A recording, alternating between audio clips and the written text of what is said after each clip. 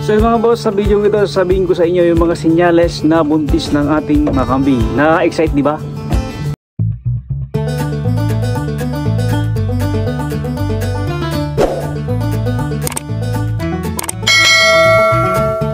Sa pagkakambing, nakakatuwang isipin na kapag nakita nating may progress o development yung ating mga kambing, lalo na kapag sampahan tapos nakita nating buntis, pero minsan nagdadoubt tayo kung buntis ba o hindi ang isang kambing. Sinyalis na to sa mga palatandaan ito, ituturo ko sa inyo kung buntis nga ba talaga yung ating mga kambing. So sa unang isang buwan, mahalata natin na tahimik, kalmado, at makikita natin na medyo bumibigat yung kanyang timbang, meron siyang nadadagdag, at hindi na siya interested na makastahan ng ating buck. Sinyalis na buntis ang ating mga kambing ay kapag sampahan na ito at bumilang ka ng 21 days mula sa pagkakasampa sa kambing mo. Kapag hindi na nag-ulit na maglandi o magpakasta, mag-hit yung ating mga kambing, possible buntis na yung ating kambing.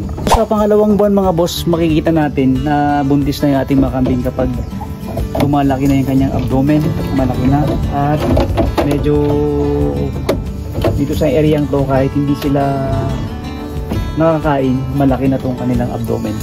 Senyales na buntis ng ating mga kambing, kapag umaga, hindi normal yung laki ng tiyan. Kapag lumalaki yung tiyan, kapag hindi pa sila kumakain, malaki na yung tiyan nila. Mabilog yung kanilang tiyan. Although may flat dito, pero malaki tong areang to. Ayan, malaki yung kanilang mga tiyan. So, possible buntis na yung ating mga kambing. Third month ng pagbubuntis ng ating kambing, mas lumalaki yung kanilang mga tiyan. Mas tumatakaw at mas nagiging agresibo pa. Gusto lang nilang manahimik din, kalmado din sila, katulad ng kambing na to. Ito kasi dati napaka tapang nito, pero nung nagbuntis na ito, kalmado na. Nahawakan ko na siya, dati hindi ko siya nahawakan. Mas kapansin-pansin ang tiyan, malaki na, lalo na kung kambal o kitpakanak. Mas matakaw, lalong lumalakas kumain. Start ng milk bag development, nag-uumpisa lang magbago pero maliit pa.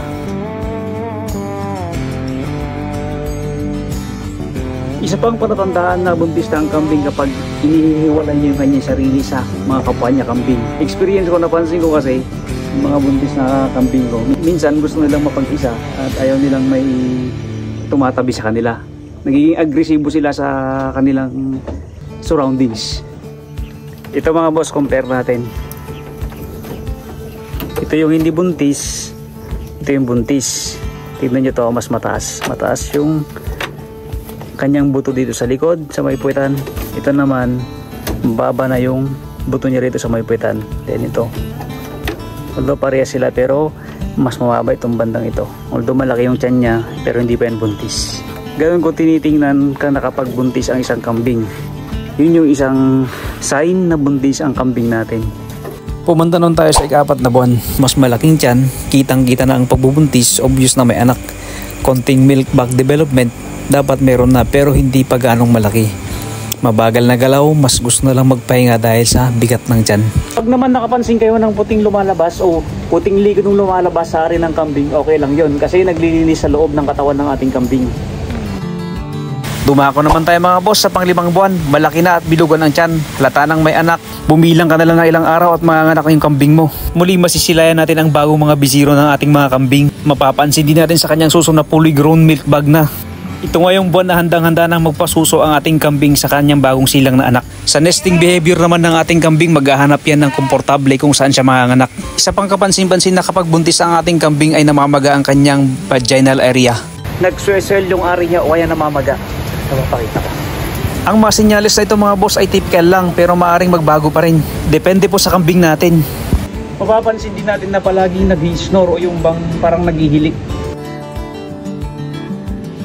Inuulit ko mga boss, hindi po ako veterinaryo o mahusay. Base lamang ito po sa aking mga experience pagkakambing ko. O pwede rin po yung sumangguni sa ating mga veterinaryo o kaya magpa-test para masigurado po nating buntis ang ating mga kambing. Paalala lang mga boss, kung mahal natin ang ating kambing, ganun din yung balik sa atin. Maraming salamat. Ito yung mga sign na typical na makikita natin na buntis na yung ating mga kambing. Pero nakadepende pa rin dun sa breed o klase ng kambing natin. So muli, maraming salamat sa inyo kapag napansin mo na ganito yung mga senyales sa kambing mo. possible buntis na yan. Nagpapasalamat po ako sa mga sumusuporta, sa mga nag-subscribe. Shout out po sa inyong lahat. At sa industriya ito, hindi madali, laging mahirap, pero worth it naman yung pagpapagal natin. Masipag ka lang, huwag kang tatamad-tamad at pakainin mo ng maayos yung mga kambing mo. Yun mga boss, so sa mga bago pa lang sa ating YouTube channel, huwag kalimutan po mag-subscribe at hit ang notification bell para updated po kayo sa mga bagong videos na katulad po nito.